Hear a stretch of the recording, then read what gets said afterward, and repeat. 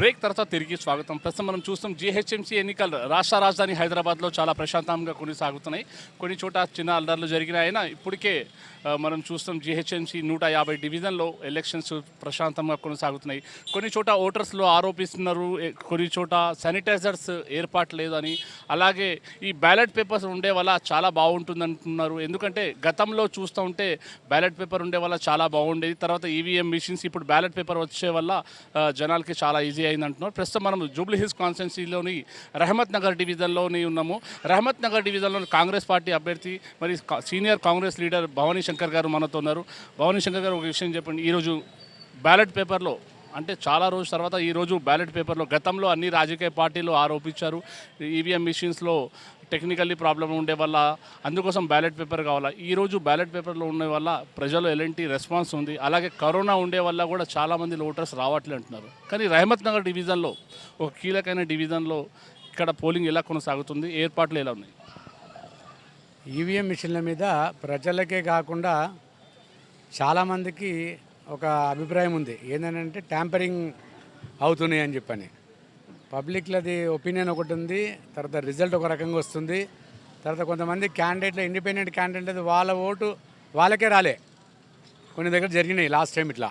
కాబట్టి ఆ అపోహలు ఇప్పుడు ఉండవు, అవి బ్యాలెట్ పేపర్ కాబట్టి వారు వేసిన ఓటు వాళ్ళకి క్లియర్గా వాళ్ళకి ఖచ్చితంగా అది ఆ అభ్యర్థికి చెందుతుంది అది. కాబట్టి ఇప్పుడు బ్యాలెట్ పేపర్ మంచి రెస్పాన్స్ ఉంటుంది అది. ఓకే, అంటే మీరు కాంగ్రెస్ పార్టీ గతంలో కూడా పిటిషన్ వేసి జరిగింది, మీరు ఒక కాంగ్రెస్ సీనియర్ లీడర్గా ఉన్నారు, మరి కాంగ్రెస్ పార్టీ అభ్యర్థి కూడా ఉన్నారు. అంటే ఈరోజు జరిగే పోలింగ్ దీంతో మీరు సాటిస్ఫాక్షన్ ఉన్నారు అంటే అధికారులు చేసింది ఏర్పాటు మంచిగా ఉందా అనుకుంటున్నారు? అధికారులు మంచి ఏర్పాట్లు చేశారు వాళ్ళు. ఒకటి ఏంటంటే స్కూల్స్లో రూమ్లు కొన్ని దగ్గర చిన్నగా అయినాయి, ఏజెంట్లు ఏంటంటే బయట కూర్చున్నారు వాళ్ళు. ఇంకా కొంతమంది దగ్గర ఏంటంటే కొన్ని దగ్గర వాళ్ళు పెద్దోళ్ళు ముసలి వాళ్ళు ఉంటారు కదా, ఓల్డ్ ఏజ్ వాళ్ళు దిగడానికి సరిగా మెట్లో ఈ ఏర్పాటు చేయలేదు, ర్యాంప్ ఉంది అది. కాబట్టి కొన్ని ఇబ్బందులు ఉన్నాయి. నెక్స్ట్ టైంకి ఇటువంటి ఇబ్బందులు ఎదురు కాకుండా జిహెచ్ఎంసీ అధికారులు ఒక 1 వీక్ బిఫోరే వాళ్ళకి ఆ ఏర్పాటు చేసుకుంటే ఇక ఎటువంటి ఇబ్బందులు ఉండవు. కొంచెం రూమ్ విశాలంగా ఉండాలా, కోవిడ్ ఉంది కాబట్టి రూమ్ విశాలంగా ఉంటే బాగుంటుంది కొద్దిగా. ఇంకో విషయం, ఇప్పుడు దాకా 4 అయిపోయింది అంటే ఉదయం మనం చూసినాం పర్సెంటేజ్ చాలా తక్కువ ఉండేది, మధ్యాహ్నం తర్వాత ప్రజల్లో కాస్త ఉత్సాహం కనిపించింది. మధ్యాహ్నం అంటే ఎప్పుడైనా ఉదయం పూట బాగా పబ్లిక్ ఉండేది, కానీ ఇప్పుడు మధ్యాహ్నం తర్వాత పర్సెంటేజ్ కొంచెం ఇంక్రీజ్ అయింది. అంటే ఈ రహమత్ నగర్ డివిజన్లో మీరు స్వయంగా మీరు తిరుగుతున్నారు, మీరు ఒక అభ్యర్థిగా ఉన్నారు, మీ తెలియదాకా 4 o'clock దాకా పర్సెంటేజ్ ఎంత ఉంది? ఇప్పుడు దీనికి ఫస్ట్ ముందు ఓటర్ లిస్ట్, అది 1000 ఓట్లు 1100 ఓట్లు ఉండేటివి ఇమ్మీడియట్గా ఎలక్షన్ డిక్లేర్ చేయాలని చెప్పిన తొందరలో వాళ్ళు దీన్ని కోవిడ్ ఉంది కాబట్టి 600 to 700కి దాన్ని తగ్గియాలని చెప్పాను సార్. అంటే ఎక్కువైన ఓట్లని వాళ్ళు ఇష్టం వచ్చినట్టు, టైం లేదు కాబట్టి వాళ్ళు ఇష్టం వచ్చినట్టు సిస్టమ్ దగ్గర కూర్చొని దాన్ని మార్చేసారు. కాబట్టి ఆ ఓటర్ లిస్ట్లో చాలా కొంచెం తప్పులు దొరికినాయి బాగా. దాంట్లో ఆ 600-700లో ఒక 20% పీపుల్ వాళ్ళు ఇక్కడ లేరు, కోవిడ్తో వాళ్ళంతా రూమ్లన్నీ వెకేట్ చేసి వాళ్ళ ఊర్లోకి వెళ్ళిపోయారు వాళ్ళు. కాబట్టి ఆ ఓటింగ్ పర్సంటేజ్ అనేది తగ్గుతుంది కొద్దిగా. ఓటర్ల లిస్టు కరెక్ట్గా door to door booth level officer work out చేస్తే ఓటింగ్ పర్సంటేజ్ అనేది పెరుగుతుంది. ఇప్పుడు ప్రస్తుతం ఉన్న పరిస్థితిలో పర్సంటేజ్ ఎంత ఉంది చెప్పండి?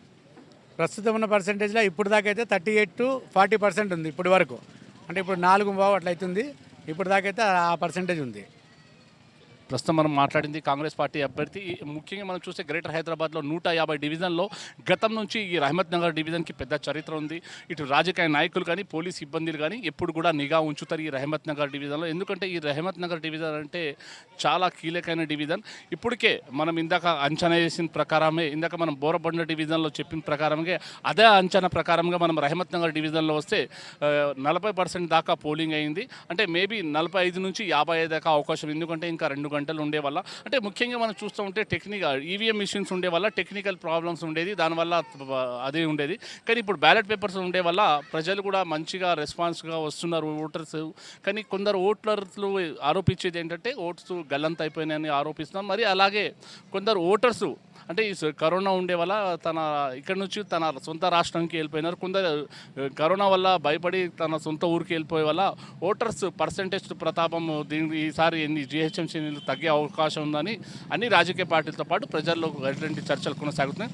ప్రస్తుతం మనతో మాట్లాడడం గురించి ఈ రహమత్ నగర్ డివిజన్ లేకుండా తెలంగాణ మన గ్రేటర్ హైదరాబాద్లో జరిగే జీహెచ్ఎంసీ ఎన్నికలు ఉండే వల్ల ఇప్పుడు మనతో మాట్లాడడానికి Telangana Pradesh Congress committee minority chairman गारू अब्दुल्ला सोहेल गारू मनत उन्नर अब्दुल्ला सोहेल साहब से हम बात करने की कोशिश करेंगे. बताइए साहब, जो जीएचएमसी के इंतखाबात है जो 150 डिवीज़न पे है, तो आज जो एक तरफ कोरोना था, उसके बाद सैलाब आया, तूफ़ान आया, उसके बावजूद भी बल्दिया इंतखाबात आ गए हैं.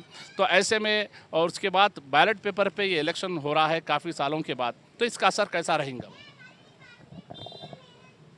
बैलेट पेपर पे आने से जो है लोगों में कॉन्फिडेंस आया कि भाई चलो हम जिसको वोट डाल रहे हैं हमारा मतलब उनको यकीन है कि चलो हमारा हम जो स्टैम्प मारे वो स्टैम्प है. रहा सवाल अभी भवानी साहब ने बताया कि जो इंडिपेंडेंट जो ईवीएम से जो शिकायतें थे शायद वो शिकायतें अब नहीं रहेंगे. रहा सवाल जहाँ तक कि कोरोना के बाद सैलाब के बाद ये इलेक्शन लगाना और इतनी तेज़ी से लगाना, बिल्कुल 2-3 दिन जो है नॉमिनेशन देना, एक दिन इसका 8 दिन का कैनवेसिंग, ये इससे समझ में आता है कि टीआरएस गवर्नमेंट किस तरह से खौफ से होकर ये इलेक्शन जल्द से लगाई. और इसमें क्या है, अभी भी जो है लोगों में जो है जो परसेंटेज जो कम हुआ है, लोगों में अभी कहीं ना कहीं कोरोना का थोड़ा वो है कि भाई हम पब्लिक में लाइन में ठहरेंगे तो शायद कोई बीमार रहेगा वो रहेगा तो परेशानी हो जाएंगी. तो वो लोग जो है थोड़ा वो सोच के जो है निकलने को आगे पीछे हो रहे. मैं आपके ज़रिए से जो है आपके चैनल के ज़रिए से आपके व्यूअर से जो है अपील करता हूँ कि अभी भी 2 घंटे है, अगर से आप लोग बाहर निकलते हैं और आप जिसको भी चाह रहे हैं अगर से बाहर निकल के वोट डालते हैं तो आप जो है परसेंटेज में इजाफा होगा. और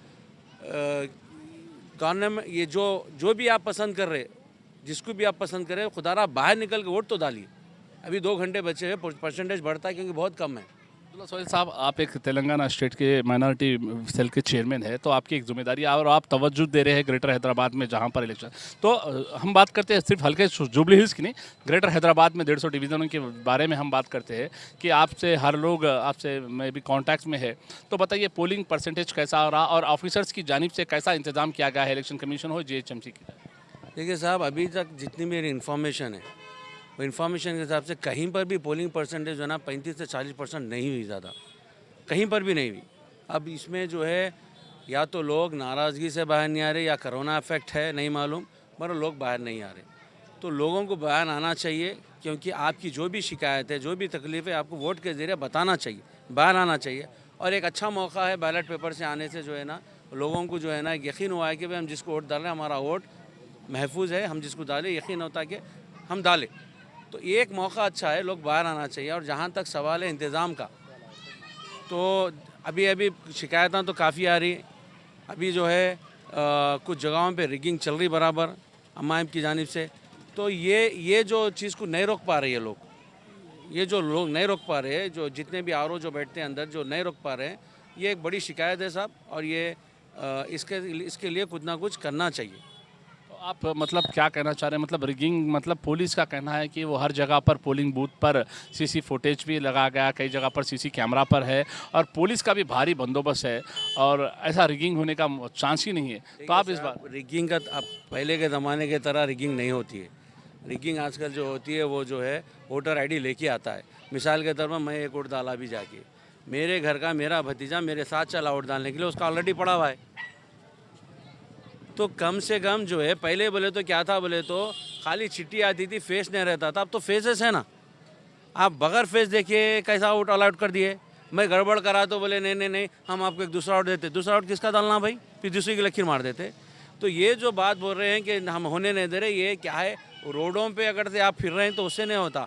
आप पोलिंग स्टेशन में जो ऑफिसर को बिठाते हैं उसकी ड्यूटी होती है कि आप जो है चेहरा देखना, वोटर का चेहरा देखना, वोटर को इंक्वायरी करना. अगर से आपको समझ में आ रहा चेहरे में ज़रा 19-20 का फ़र्क आ रहा तो रोको. आप जो एजेंट्स बैठते हैं जो ऑल पार्टीज़ के, उनसे पूछो भाई आप एरिया की है क्या, आप इनको पहचानते, आप अलाउट कर दे रहे. आप मेरे घर का मेरे भतीजे का वोट ऐसा हुआ तो आप मैं कैसा यकीन करूं कि पोलिंग बड़ा ट्रांसपेरेंसी हो रही बोल के.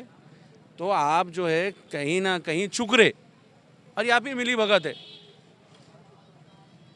ये थे तेलंगाना प्रदेश कांग्रेस कमेटी के माइनॉरिटी सेल के चेयरमैन अब्दुल्ला सोहेल साहब। उन्होंने बताया कि हुकूमत की और ये इलेक्शन कमीशन जीएचएमसी की जानिब इंतजामात तो बेहतरीन अच्छे हैं, मगर थोड़ी जगह पर जो ऑफिसर्स है नाकामयाब हुए, जहां पर रिगिंग का कहना जहां पर है, कई जगह पर ऐसा इल्ज़ाम लगाया जा रहा है कि कई जगह पर हुकूमत की जानिब से जो ऑफिसर्स बैठे हुए हैं या तो फिर उनसे मिले हुए रहना या तो फिर उनको ये चीज़ का इल्म नहीं रहना। बहरहाल उनका इल्ज़ाम है कि उनके सगे भतीजे का भी वोट जाने से पहले ही कोई डाल कर चले गए।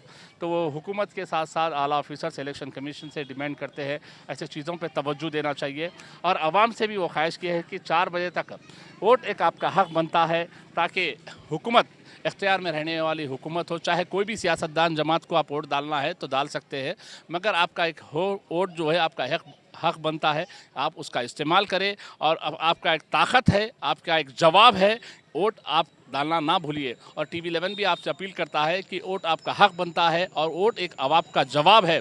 आप ये ना सोचें मेरे एक वोट से क्या होने वाला है, एक खतरे से दरिया भरती है, उसी तरह से एक वोट से बड़े मायने होते हैं। अक्सर देखा जाता है कहीं पर कोई ना कोई उम्मीदवार 2 वोट से, 1 वोट से, 5 वोट से हारा जाता है।